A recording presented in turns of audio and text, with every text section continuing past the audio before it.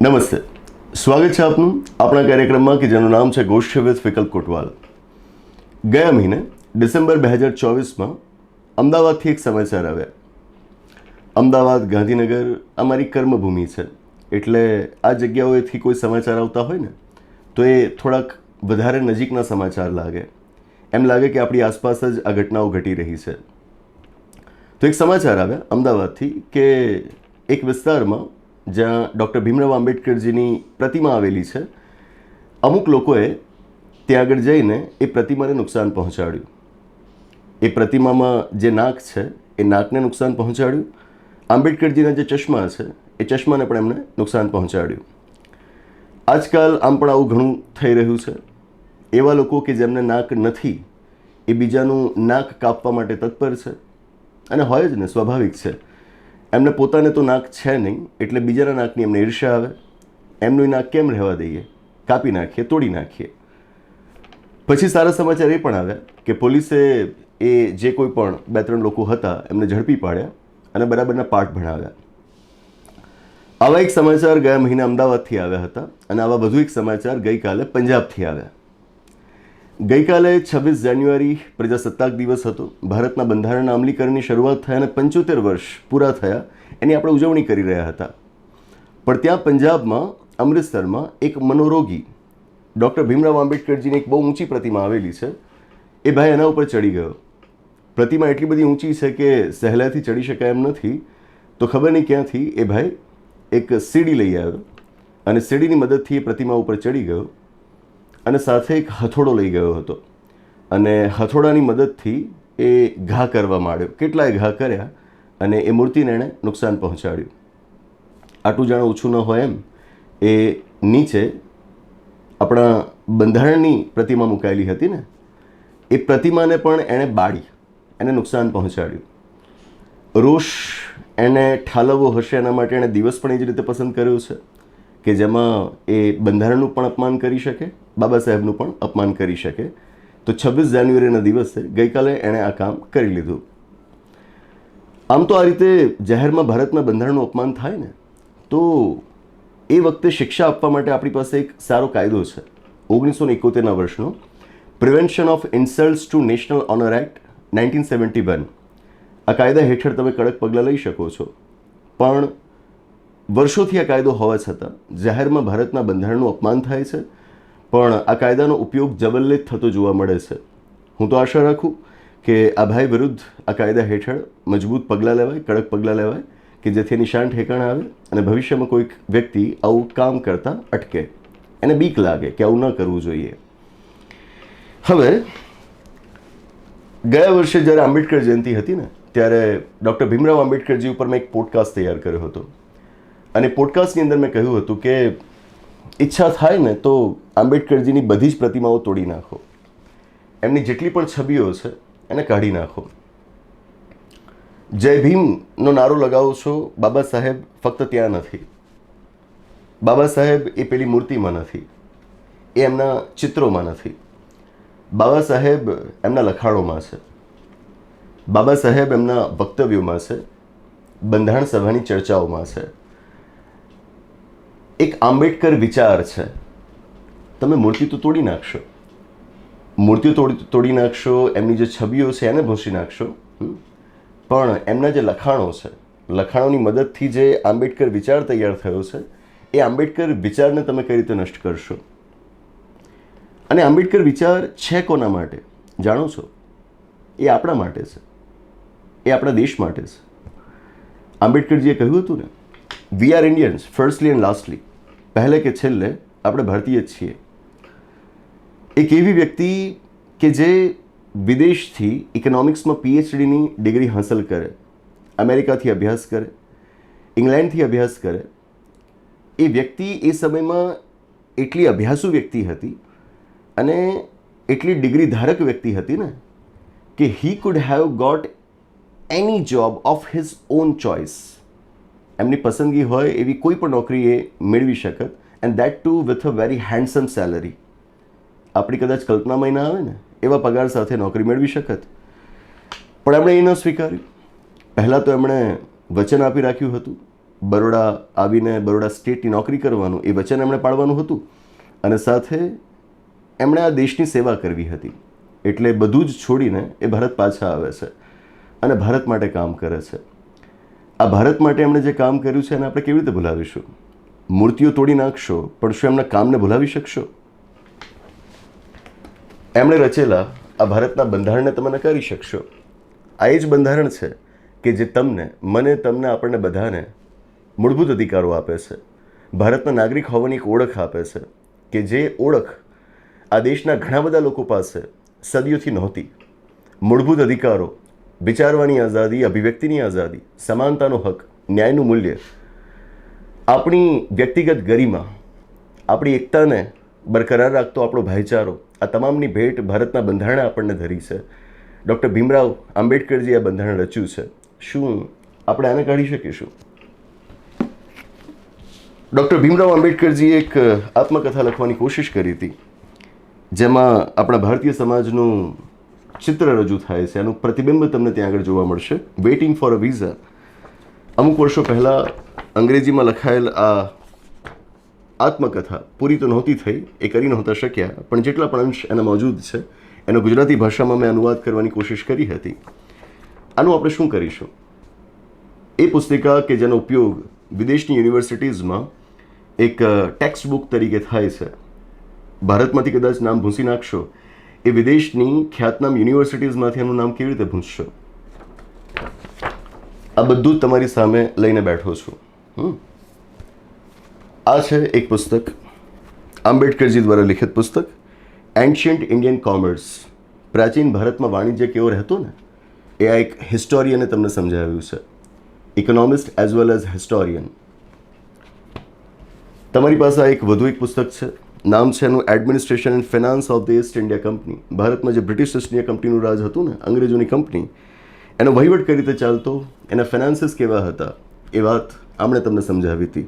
તમે આ બધી વાતો જાણતા પણ હશો કે જ્યારે તમે હિસ્ટ્રીનો અભ્યાસ કર્યો હશે ત્યારે, પણ એ અભ્યાસ કરતી વખતે તમને કોઈને કહ્યું નહીં હોય કે આ બધું જે આપણે જાણીએ છીએ ને એ ડૉક્ટર ભીમરાવ આંબેડકરજીની બદૌલત જાણીએ છીએ. એમણે આ બધા પુસ્તકોની અંદર જે આપણે લખીને સમજાવ્યું ને એ વાતોના આધારે આપણા પાઠ્યપુસ્તકમાં ઘણી બધી વિગતો આવી છે. એ પાઠ્યપુસ્તકોની અંદર આ વિગતો ન હોત, આપણે આપણો સાચો ઇતિહાસ ન જાણતા હોત, અંગ્રેજોએ આપણું શોષણ કઈ રીતે કર્યું એ આપણે ન સમજી શક્યા હોત કે જો આવા પુસ્તકો આપણી પાસે ન હોત. આનું શું કરીશું? Federation versus freedom. એક સંઘ, એક પરિસંઘ અને સાથે આપણી સ્વતંત્રતાનો પ્રશ્ન, આના ઉપર એમણે બહેસ કરી છે આ પુસ્તકની અંદર. India and the prerequisites of communism. સામ્યવાદ અને ભારત, આ વિષય ઉપર એમણે મનોમંથન કર્યું છે આ પુસ્તકની અંદર. Rise and fall of Hindu women.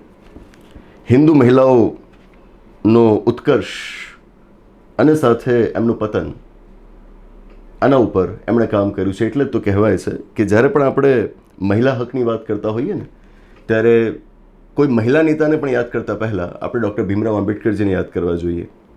આ છે એમનું યોગદાન. Pakistan or the partition of India. Pakistan અથવા તો ભારતનું વિભાજન. દેશને તો આપણે બચાવી ન શક્યા, એક ન રાખી શક્યા, પણ એ વખતની જે સ્થિતિઓ ઊભી થઈ હતી ને એ સ્થિતિઓમાં તમારી પાસે એક ઇન્ટેલેક્ચ્યુઅલ રાઇટિંગની જરૂરિયાત હતી. એવું રાઇટિંગ કે જે તમને સામાજિક બાબતોની સાથોસાથ આ ભાગલા શા માટે યોગ્ય ગણાય, શા માટે અયોગ્ય કહેવાય, એ વિષય ઉપર એક તર્કબદ્ધ દલીલો આપી શકે એવું લખાણ તમારા માટે એની જરૂર હતી. અને એ વખતે ડૉક્ટર ભીમરાવ આંબેડકરજીએ આ વાતો કરેલી હતી. આને તમે કેવી રીતે નકારશો? Revolution and counter revolution. ક્રાંતિ અને પ્રતિક્રાંતિ. જેણે પણ ભારતના ઇતિહાસનો સારો અભ્યાસ કર્યો હશે ને એ કહેશે કે આ પુસ્તકોના અભ્યાસ વગર ભારતના ઇતિહાસને સમજવો અશક્ય છે. આ જે દૃષ્ટિકોણ છે એ દૃષ્ટિકોણ વગર ભારતના ઇતિહાસ વિશેની જાણકારી એ આપણી અધૂરી સાબિત થાય. રાનડે, ગાંધી એન્ડ જિન્ના, આંબેડકરજીનું બધું એક લખાણ. History of Indian currency and banking. ભારતીય ચલણ અને સાથે આપણી બેન્કિંગની પ્રણાલી, એનો આખો ઇતિહાસ. દળદાર પુસ્તક છે. અર્થશાસ્ત્રીઓ લખે અને આવડા મોટા ગજાના અર્થશાસ્ત્રીઓ લખે ત્યારે પુસ્તકો મોટા જ હોય.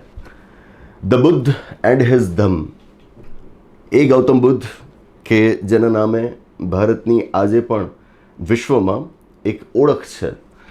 આપણા નેતાઓ પણ જ્યારે વિદેશ જતા હોય ને ત્યારે કહેતા હોય છે કે અમે બુદ્ધની ધરતી પરથી આવીએ છીએ. એ બુદ્ધ, એમનો ધમ્મ શું છે એની વાત આંબેડકરજીએ આ પુસ્તકમાં કરી છે. સ્ટેટ્સ એન્ડ માઇનોરિટીઝ, રાજ્યો અને લઘુમતીઓ. Communal deadlock and the way to solve it, કોમવાદનો જે પ્રશ્ન આપણે ત્યાં ઊભો થયો હતો એનું સમાધાન શું હોઈ શકે. Buddha or Karl marks, Karl marks તો હમણાં થયા. સદીઓ પહેલાં આપણી પાસે ગૌતમ બુદ્ધ હતા. તમે એમને જાણ્યા? આંબેડકરજી તમને જણાવે છે. ગાંધી એન્ડ ગાંધીઝમ, ગાંધી અને ગાંધીવાદ. The problem of rupee, its origin and its solution, ભારતીય રૂપિયો, એની સમસ્યા અને તેનું સમાધાન. અડધું થયું, આ પણ છે, ઘણું બધું છે. અને એ સિવાય એમના વક્તવ્યો, એમના લખાણોનો આખો એક સંપુટ છે. ભારત સરકાર દ્વારા એને પ્રકાશિત કરવામાં આવેલ છે. ઘણું વિશાળ છે. ભારત સરકારને પણ આ વિચારો વગર કામ ચાલે એમ નથી. કોઈ પણ પોલિટિકલ પાર્ટીને તમે જોશો ને, આંબેડકરજીનું નામ લીધા વગર એમને ચાલે એમ નથી. સવાલ એ છે કે તમે પ્રતિમા તો તોડી નાખશો, આનું શું કરશો? આ કોઈ પદાર્થ નથી કે જેને તમે તોડી નાખશો. લાગે કે આ એક પદાર્થ જ છે ને, ફાડી દઈએ, બાળી દઈએ. પણ એમાં જે લખાયેલ વિચારો છે, જે અમર છે, કે જે આપણા મગજ ઉપર અંકિત થઈ ગયા છે, અને એ વિચારો કે જે આપણા દેશમાં આઝાદી બાદ આપણા વિકાસ માટે પાયારૂપ વિચારો રહ્યા છે, એ વિચારોને તો તમે કઈ રીતે કાઢી શકશો? નહીં નીકળે. સદીઓ વીતી જશે પણ તોય એ નહીં નીકળે. પ્રતિમાઓ તોડી નાખો, ફોટોઝ હોય એને બાળી નાખો, જે કરવું હોય એ કરો, પણ એક વખત એ કરતાં પહેલાં શાંતિથી બેસીને આ પુસ્તકો વાંચજો. ભારતનું બંધારણ વાંચજો, Pakistan or the partition of India વાંચજો, મહિલાઓ એમના વિશે આંબેડકરજીએ જે વિચારો મૂક્યા છે એ વાંચે. ઘણું બધું છે. સમય ખોટી જાય પણ લખાણ ન ખૂટે એટલું બધું છે. અને એ વાંચ્યા પછી વિચારજો કે આંબેડકરજીને તમે જે ધિક્કારો છો, એમનું અપમાન કરો છો, એમનો તિરસ્કાર કરો છો, શું એ યોગ્ય છે? હું પૂરી ગેરંટી સાથે તમને કહીશ, કોઈ પણ ધર્મ, કોઈ પણ જાતિનો વ્યક્તિ, ભારતનો નાગરિક એક વખત આંબેડકરજીના આ લખાણો વાંચી લે ને, છેવટનું તારણ એ જ આવશે કે મેં એમને જાણ્યા નહોતા અને એમને જાણ્યા વગર મેં એમને ધિક્કાર્યા, એમનો તિરસ્કાર કર્યો, એને પસ્તાવો થવા માંડશે. એ ગમે તે જાતિનો હોય, કોઈ પણ જાતિનો હોય, કોઈ ફરક નથી પડતો. હું તમને પૂરા વિશ્વાસ સાથે આ બાંયધરી આપું છું કે એક વખત તમે જો આ લખાણો વાંચ્યા ને તો તમે કહેશો કે આ માણસ માટે આ દેશ, ભારત સમાજ એનાથી વધારે કંઈ નહોતું. એમનો પોતાનો જીવ પણ નહોતો, એમનું પોતાનું શરીર પણ નહોતું, એમનો પોતાનો પરિવાર પણ નહોતો. એમના માટે ભારત જ સર્વે સર્વ હતું. બસ એ જ વાંચજો. કોઈ પણ નેતા વિશે વાંચો, પછી એમના વિશે મત બાંધો. આંબેડકરજી એક એવું વ્યક્તિત્વ છે જેમના વિશે સૌથી ઓછું વંચાયું છે, અને કદાચ કહું કે વંચાયું જ નથી, પણ સૌથી વધારે ધિક્કાર એમણે સહન કરવાનો આવ્યો છે. એક વખત તમે એમને વાંચી લેશો ત્યારે સમજાશે કે ધર્મ, જાતિ, તમામ બાબતોથી એ ઘણા જ પરે છે, ઘણા જ ઉપર છે. અને એમને ન જાણવાના આ સંજોગોમાં ભારત દેશ પ્રગતિના પંથે હજુ જેટલો આગળ હોવો જોઈતો હતો ને, એમાં એ પાછો રહી ગયો છે. આપણા બાયસીસના કારણે, આપણા પૂર્વગ્રહોના કારણે. આ વધુ ન થાય એટલા માટે જરૂરી છે કે આપણે એમને વાંચીએ. પ્રતિમાઓને બધું બનાવવાનું પણ રહેવા દઈએ, બસ એમને વાંચીએ. અને એ પણ વાત હું પૂરા વિશ્વાસ સાથે કહીશ કે તમે એક વખત એમને વાંચશો ને તો તમને સમજાશે કે તમે જેટલા પણ હિસ્ટોરિકલ ફિગર્સને વાંચ્યા હશે, એમના વિશે વાંચ્યું હશે, એ તમામની અંદર આટલો અભ્યાસુ જીવ તમને બીજો એકય નહીં મળે. હું ક્યારે એમને બોલતો નથી. મને નિયમિત રૂપથી સાંભળનારા દર્શક મિત્રો જાણતા હશે, અને મને અંગત જીવનમાં ઓળખનારા વ્યક્તિઓ તો કહેશે જ તમને.